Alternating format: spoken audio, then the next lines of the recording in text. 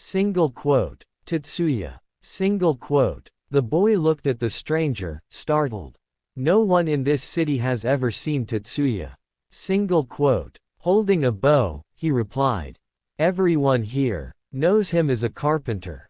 Single quote. Maybe he gave up, maybe he lost his courage, that doesn't matter to me, insisted the stranger. But he cannot be considered to be the best archer in the country if he has abandoned his art. That's why I've been traveling all these days, in order to challenge him and put an end to a reputation he no longer deserves. Single quote. The boy saw there was no point in arguing. It was best to take the man to the carpenter's shop so that he could see with his own eyes that he was mistaken. Tetsuya was in the workshop at the back of his house. He turned to see who had come in. But his smile froze when his eyes fell on the long bag that the stranger was carrying. It's exactly what you think it is, said the new arrival. I did not come here to humiliate or to provoke the man who has become a legend. I would simply like to prove that, after all my years of practice, I have managed to reach perfection. Single quote. Tetsuya made as if to resume his work. He was just putting the legs on a table. A man who served as an example for a whole generation cannot just disappear as you did, the stranger went on. I followed your teachings, I tried to respect the way of the bow. And I deserve to have you watch me shoot. If you do this, I will go away and I will never tell anyone where to find the greatest of all masters. Single quote. The stranger drew from his bag a long bow, made from varnished bamboo, with the grip slightly below center. He bowed to Tetsuya, went out into the garden and bowed again, towards a particular place. Then he took out an arrow fletched with eagle feathers, stood with his legs firmly planted on the ground, so as to have a solid base for shooting, and with one hand brought the bow in front of his face, while and amazement. Tetsuya had now stopped working and was observing the stranger with some curiosity. With the arrow fixed to the bowstring, the stranger raised the bow so that it was level with the middle of his chest. He lifted it above his head and, as he slowly lowered his hands again, began to draw the string back. By the time the arrow was level with his face, the bow was fully drawn. For a moment, that seemed to last an eternity, archer and bow remained utterly still. The boy was looking at the place where the arrow was pointing, but could see nothing. Suddenly, the hand on the string opened. The hand was pushed backwards, the bow in the other hand described a graceful arc, and the arrow disappeared from view only to reappear in the distance. Go and fetch it, said Tetsuya. The boy returned with the arrow. It had pierced a cherry which he found on the ground 40 meters away. Tetsuya bowed to the archer, went to a corner of his workshop and picked up what looked like a slender piece of wood, delicately curved, wrapped in a long strip of leather. He slowly unwound the leather and revealed a bow, similar to the stranger's, except that it appeared to have seen far more use. I have no arrows, so I'll need to use one of yours. I will do as you ask, but you will have to keep the promise you made, never to reveal the name of the village where I live. If anyone asks you about me, say that you went to the ends of the earth trying to find me and eventually learned that I had been bitten by a snake and had died 2 days later. Single quote. The stranger nodded and offered him one of his arrows, resting one end of the long bamboo bow against the wall and pressing down hard. Tetsuya strung the bow. Then, without a word, he set off towards the mountains. The stranger and the boy went with him. Large crevice between two rocks through which flowed a rushing river, which could only be crossed by means of a fraying rope bridge, almost on the point of collapse. Quite calmly, Tetsuya walked to the middle of the bridge, which swayed ominously. He bowed to something on the other side, loaded the bow just as the stranger had done, lifted it up, brought it back level with his chest and fired. The boy and the stranger saw that a ripe peach, about 20 meters away, had been pierced by the arrow. Single quote. You pierced a cherry, I pierced a peach, said Tetsuya, returning to the safety of the bank. The cherry is smaller. You hit your target from single quote. A distance of 40 meters, mine was half that. You should, therefore, be able to repeat what I have just done. Stand there in the middle of the bridge and do as I did. Single quote. Terrified, the stranger made his way to the middle of the dilapidated bridge, the sheer drop below his feet. He performed the same ritual gestures and shot at the peach tree.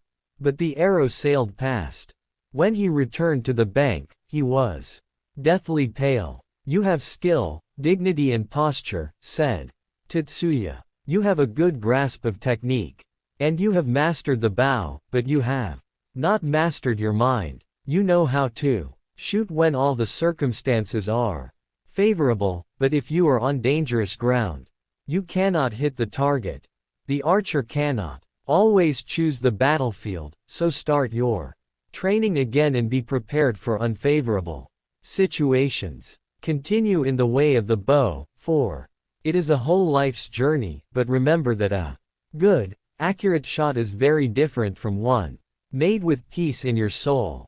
Single quote. The stranger made another deep bow, replaced his bow and his arrows in the long bag he carried over his shoulder, and left. On the way back, the boy was exultant. You showed him, we should never judge people without first learning to hear and to respect them.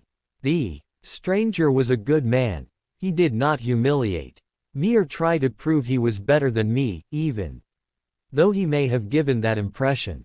He wanted to show off his art and to have it recognized, even though he gave the impression that he was challenging me. Besides, having to confront unexpected trials is all part of the way of the bow, and that was precisely what the stranger allowed me to do today.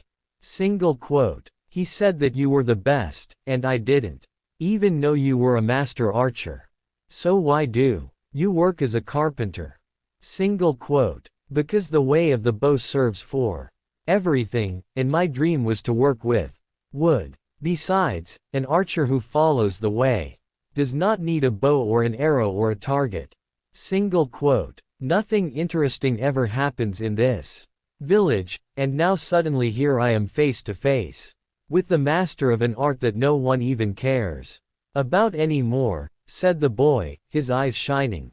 What is the way of me? Single quote. Teaching it isn't hard. I could do that in less than an hour, while we're walking back to the village. The difficult thing is to practice it every day, until you achieve the necessary precision. Single quote. The boy's eyes seemed to be begging him to say yes. Tetsuya walked in silence for nearly 15 minutes, and when he spoke again, his voice sounded younger. Today I am contented. I did honor to the man who, many years ago, saved my life, and because of that, I will teach you all the necessary rules, but I can do no more than that.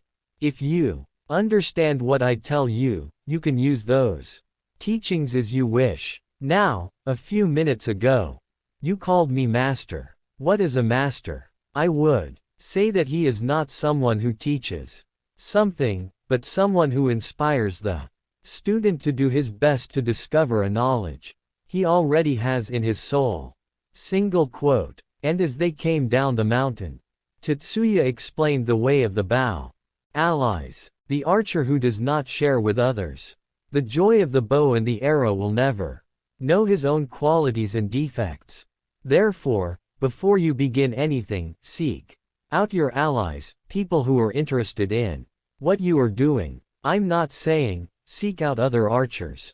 I'm saying, find people with other skills, because the way of the bow is no different from any other path that is followed with enthusiasm. Your allies will not necessarily be the kind of dazzling people to whom everyone looks up, and of whom they say, there's none better. On the contrary, They are people who are not afraid of making mistakes and who do, therefore, make mistakes, which is why their work often goes unrecognized. Yet they are just the kind of people who transform the world and, after many mistakes, manage to do something that can make a real difference in their community. They are people who can't bear to sit around waiting for things to happen in order. They act, well aware that this could prove highly dangerous. Living with such people is important for an archer because he needs to realize that before he faces the target, he must first feel free enough to change direction as he brings the bow up to his chest. When he opens his hand and releases the string, he should say to himself, "As I was drawing the bow, I traveled a long road. Now I release this arrow knowing that I took the necessary risks and gave of my best."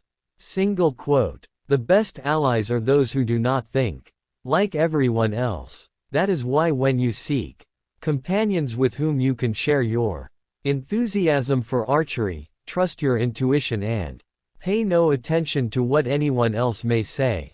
People always judge others by taking as a model their own limitations, and other people's opinions are often full of prejudice and fear. Join with all those who experiment, take risks, criticize those who do not think like them. People who have never once taken a step unless they were sure they would be respected for doing so, and who prefer certainties to doubts. Join with those who are open and not afraid to be vulnerable. They understand that people can only improve once they start looking at what their fellows are doing, not in order to judge them, but to admire them for their dedication and courage. You might think that archery would be of no interest to, say, a baker or a farmer, but I can assure you that they will introduce whatever they see into what they do. You will do the same. You will learn from the good baker how to use your hands and how to get the right mix of ingredients. You will learn from the farmer to have patience, to work hard, to respect the seasons and not to curse the storms, because it would be a waste of time. Join with those who are as flexible as the wood of your bow and who understand the signs along the way. They are people who do not hesitate to change direction when they encounter some insuperable barrier, or when they see a better opportunity. They have the qualities of water, flowing around rocks, adapting to the course of the river, sometimes forming into a lake until the hollow fills to overflowing, and they can continue on their way, because water never forgets that the sea is its destiny and that sooner or later it must be reached. Join with those who have never said, "Right, that's it, I'm going no further," because as sure as spring follows winter, nothing ever ends. After achieving your objective, you must start again, always using everything you have learned on the way. Join with those who sing, tell stories, take pleasure in life, and have joy in their eyes. Because joy is contagious and can prevent others from becoming paralyzed by depression, loneliness and difficulties. Join with to them as they are to you, try to understand their tools too and how their skills could be improved. The time has come, therefore, to meet your bow, your arrow, your target and the bow. The bow is life, the source of all energy. The arrow will leave one day. The target is a long way off. But the bow will stay with you, and you must know how to look after it. It requires periods of inaction. A bow that is always armed and braced loses its strength. Therefore, allow it to rest, to recover its firmness. Then, when you draw the bowstring, the bow will be content, with all its strength intact. A bow has no conscience. It is a prolongation of the hand and desire of the archer. It can serve to kill or to meditate. Therefore, always be clear about your intentions. A bow is flexible, but it has its limits. Stretching it beyond its capacity will break it or exhaust the hand holding it. Therefore, try to be in harmony with your instrument and never ask more than it can give. A bow rests or lies in the hand of the archer, but the hand is merely the place where all the muscles of the body, all the intentions of the archer and all the effort of shooting is concentrated. Therefore, in order to maintain elegance of posture while keeping the bow drawn, make sure that every part does only what is necessary and do not dissipate your energies. That way, you will be able to shoot many arrows without tiring. In order to understand your bow, it must become part of your arm and an extension. The arrow is the intention. It is what unites the strength of the bow with the center of the target. The intention must be crystal clear, straight, and balanced. Once the arrow has gone, it will not come back, so it is better to interrupt a shot because the movements that led up to it were not sufficiently precise and correct, than to act carelessly, simply because the bow was fully drawn and the target was waiting. But never hold back from firing the arrow. If all that paralyzes you is fear of making a mistake, if you have made the right movements, open your hand and release the string. Even if the arrow fails to hit the target, you will learn how to improve your aim next time. If you never take a risk, you will never know what changes you need to make. Each arrow leaves a memory in your heart, and it is the sum of those memories that will make you shoot better. And the target is the objective to be reached. It was chosen by the archer, and though it is a long way off, we cannot blame it when we fail to hit it. In this lies the beauty of the way of the bow. You can never excuse yourself by saying that your opponent was stronger than you. You were the one who chose the target and you were responsible for it.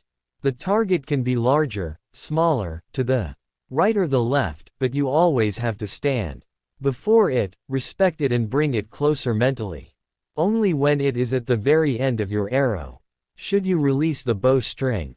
If you view the target as the enemy, you might well hit the target, but you will not improve anything inside yourself. You will go through life trying only to place an arrow in the center of a piece of paper or wood, which is absolutely pointless. And when you are with other people, you will spend your time complaining that do your best to hit it, and always regard it with respect and dignity. You need to know what it means and how much effort, training and intuition was required on your part. When you look at the target, do not concentrate on that alone, but on everything going on around it, because the arrow, when it is shot, will encounter factors you failed to take into account, like wind, weight, distance. You must understand the target. You need to be constantly asking yourself, if I am the target, where am I? How would it like to be hit? So as to give the archer the honor he deserves. Single quote. The target only exists if the archer exists. What justifies its existence is the desire of the archer to hit it, otherwise it would be a mere inanimate object, an insignificant piece of paper or wood. Just as the arrow seeks the target, so the target also seeks the arrow, because it is the arrow that gives meaning to its existence. It is no longer just a piece of paper. For an archer, it is the center of the posture. Once you have understood the bow, the arrow and the target, you must have the serenity and elegance necessary to learn how to shoot. Serenity comes from the heart. Although the heart is often tormented by thoughts of insecurity, it knows that, through correct posture, it will be able to do its best. Elegance is not something superficial, but the way in which a man can do honor to his life and his work. If you occasionally find the posture uncomfortable, do not think of it as false or artificial. It is real because it is difficult. It allows the target to feel honored by the dignity of the archer. Elegance is not the most comfortable of postures, but it is the best posture if the shot is to be perfect. Elegance is achieved when everything superfluous has been discarded, and the archer discovers simplicity and concentration. The simpler and more sober the posture, the more Beautiful. The color, the sea is lovely because it appears to be a completely flat surface, but both sea and snow are deep and know their own qualities. How to hold the arrow. To hold the arrow is to be in touch with your own intention. You must look along the whole length of the arrow, check that the feathers guiding its flight are well placed, and make sure that the point is sharp. Ensure that it is straight and that it has not been bent or damaged by a previous shot. In its simplicity and lightness, the arrow can appear fragile, but the strength of the archer means that it can carry the energy of his body and mind a long way. Legend has it that a single arrow once sank a ship, because the man who shot it knew where the wood was weakest and so made a hole that allowed the water to seep silently into the hold, thus putting paid to the threat of those would-be invaders of his village. The arrow is the intention that leaves the archer's hand and sets off towards the target. That is, it is free in its flight and will follow the path chosen for it when it was released.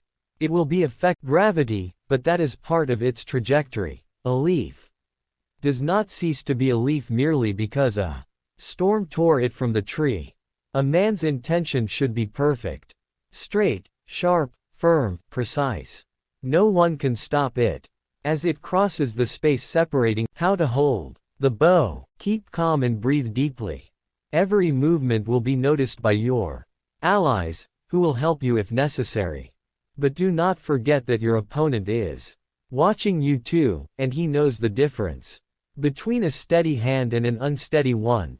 Therefore, if you are tense, breathe deeply, because that will help you to concentrate at every stage. At the moment when you take up your bow and place it elegantly in front of your body, try to go over in your mind every stage that led up to the preparation of that shot.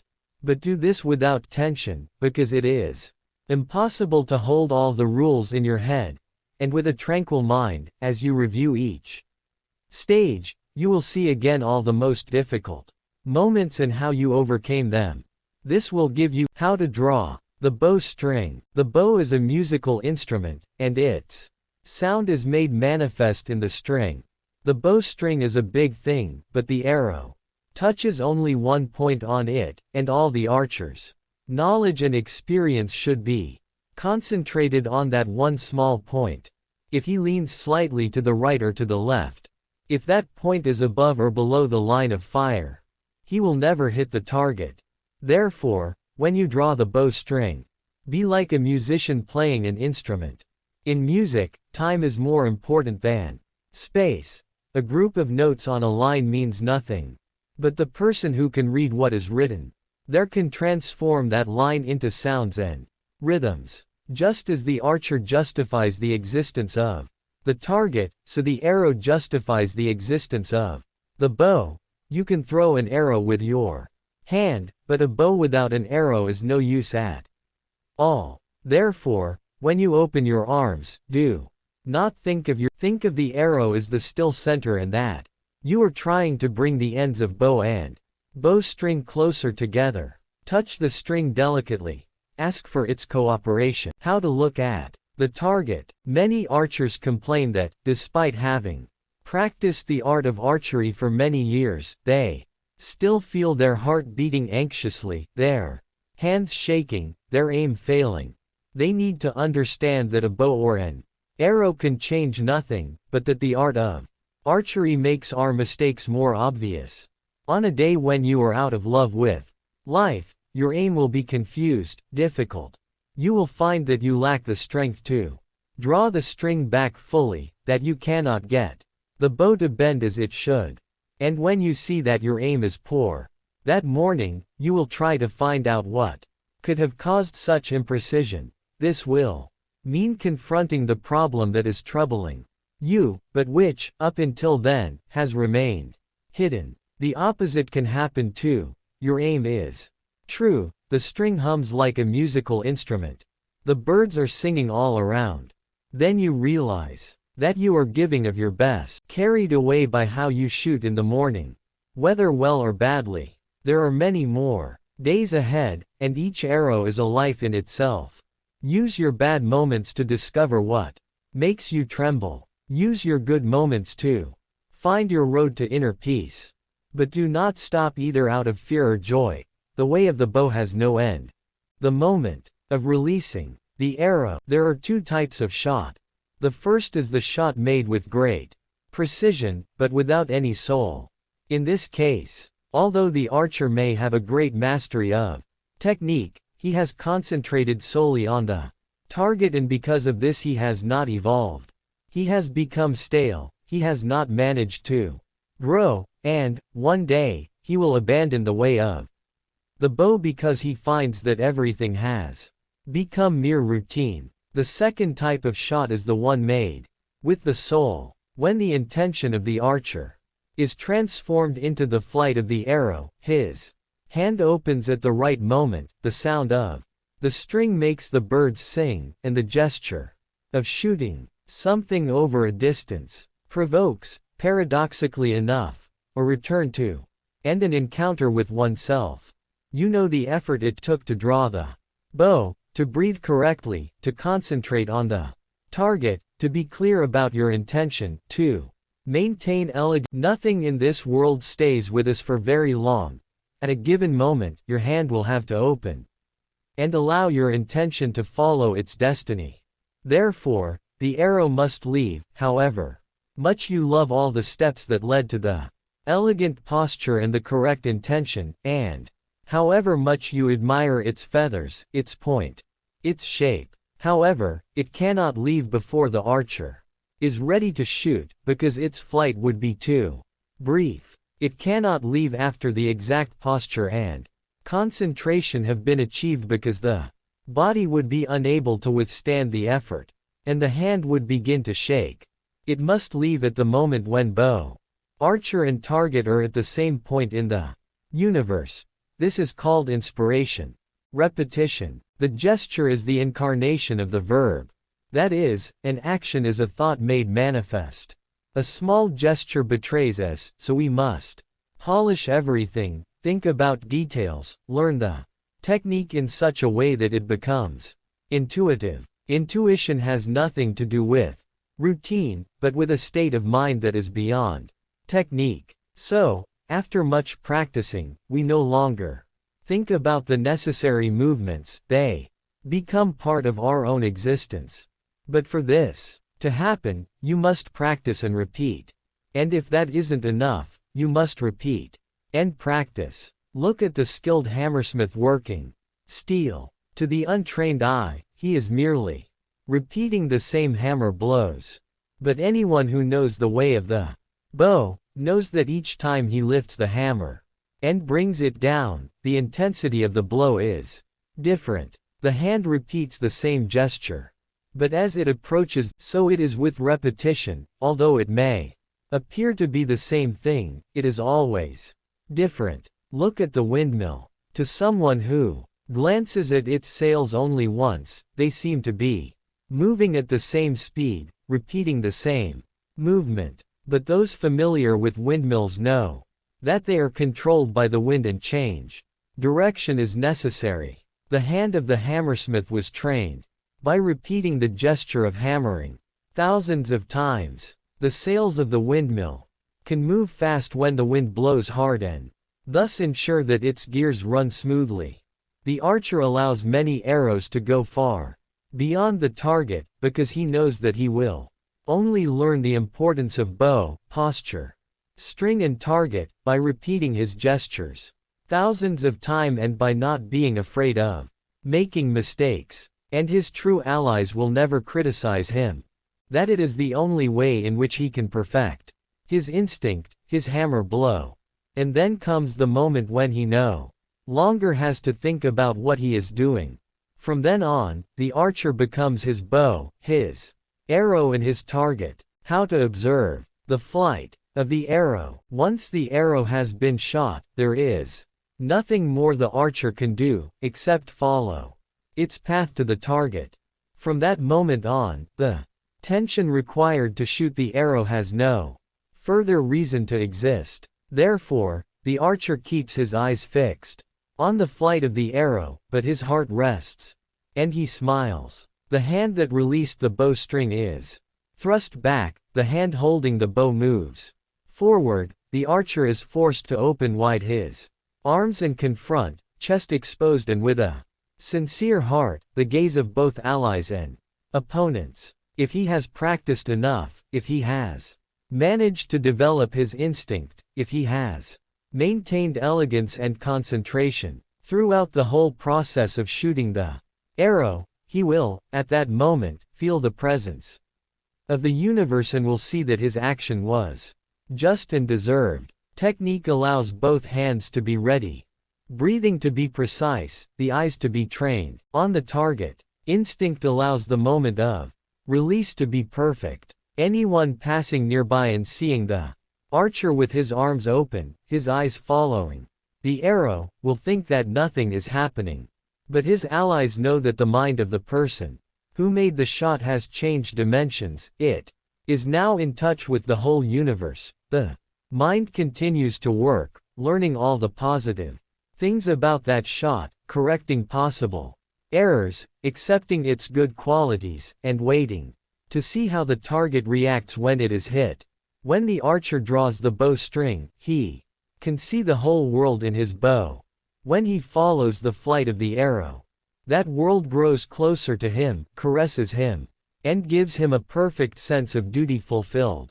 Each arrow flies differently. You can shoot 1,000 arrows and each one will. The archer, without the bow, without the arrow, without target, the archer learns when he forgets all about the rules of the way of the bow and goes on to act entirely on instinct. In order, though, to be able to forget the rules, it is necessary to respect them and to know them. When he reaches this state, he no longer needs the instruments that helped him to learn.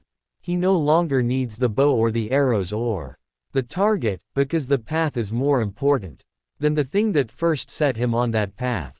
In the same way, the student learning to read reaches a point when he frees himself from the individual letters and begins to make words out of them. However, if the words were all run together, they would make no sense at all or would make understanding extremely hard.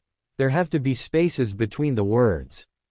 Between one action and the next, the archer remembers everything he has done, he talks with his allies, he rests and is content with the fact of being enthusiasm, of perfection and error, of technique and instinct. But you will only learn this if you keep shooting your arrow. By the time Tetsuya stopped talking, they had reached the carpentry workshop. Single quote. "Thank you for your company," he said to the boy. But the boy did not leave. "How can I know if I'm doing the right single quote thing? How can I be sure that my eyes are concentrating, that my posture is elegant, that I'm holding the bow correctly?" Single quote. Visualize the perfect master always by your side and do everything to revere him and to honor his teachings. This master, whom many people call God, although some call him the thing, and others talent, is always watching us. He deserves the best. Remember your allies too. You must support them, because they will help you at those moments when you need help. Try to develop the gift of kindness. This gift will allow you to be always at peace with your heart. But, above all, never forget that what I have told you will only make sense if you experience them yourself. Single quote. Tetsuya held out his hand to say goodbye. But the boy said, "One other thing, how did you learn to shoot a bow?" Single quote. Tetsuya thought for a moment, was it worth telling the story? Since this had been a special day, he opened the door to his workshop and said, "I'm going to make some tea, and I'm going to tell you the story, but you have to promise the same thing I made the stranger promise. Never tell anyone about my skill as an archer." Single quote. He went in, put on the light, wrapped his bow up again in the long strip of leather and placed it out of sight. If anyone stumbled upon it, they would think it was just a piece of warped bamboo. He went into the kitchen, made the tea, sat down with the boy and began his story. Tetsuya's story. I was working for a great nobleman who lived in the region. I was in charge of looking after his stables. But since my master was always traveling, I had a great deal of free time, and so I decided to devote myself to what I considered to be the real reason for living: drink and women. One day, after several nights without sleep, I felt dizzy and collapsed in the middle of the countryside, far from anywhere. I thought I was going to die and gave up all hope. However, a man I had never seen before happened to pass along that road. He helped me and took me to his house, a place far from here, and nursed me back to health during the months that followed. While I was recovering, I used to see him set out every morning with his bow and arrows. When I felt better, I asked him to teach me the art of the bow. It was far more interesting than looking after horses. He told me that my death had come a great deal closer, and that now I could not drive it away, paces away from me, for I had done great physical harm to my body. If I wanted to learn, it would only be in order to keep death from touching me. A man, in a far-off land, on the other side of the ocean, had taught him that it was possible to avoid for some time the road that led to the precipice of death. But in my case, for the rest of my days, I needed to be aware that I was walking along the edge of this abyss and could fall into it at any moment. He taught me the way of the bow. He introduced me to his allies. He made me take part in competitions, and soon my fame spread throughout the land. When he saw that I had learned enough, he took away my arrows and my target, leaving me only the bow as a souvenir. He told me to use his teachings to do something that filled me with real enthusiasm. I said that the thing I liked most was carpentry. He blessed me and asked me to leave and to devote myself to what I enjoyed doing most before my fame as an archer ended up destroying me, or led me back to my former life. Every second since then has been a struggle against my vices and against self-pity. I need to remain focused and calm, to do the work I chose to do with love, and never to cling to the present moment, because death is still very close. The abyss is there beside me, and I am walking along the edge. Tetsuya did not say that death is always close for all living beings. The boy was still very young and there was no need for him to think about such things. Tetsuya did not say either that the way of the bow is present in any human activity. He merely blessed the boy, just as he had been blessed many years before, and asked him to leave, because it had been a long day, and he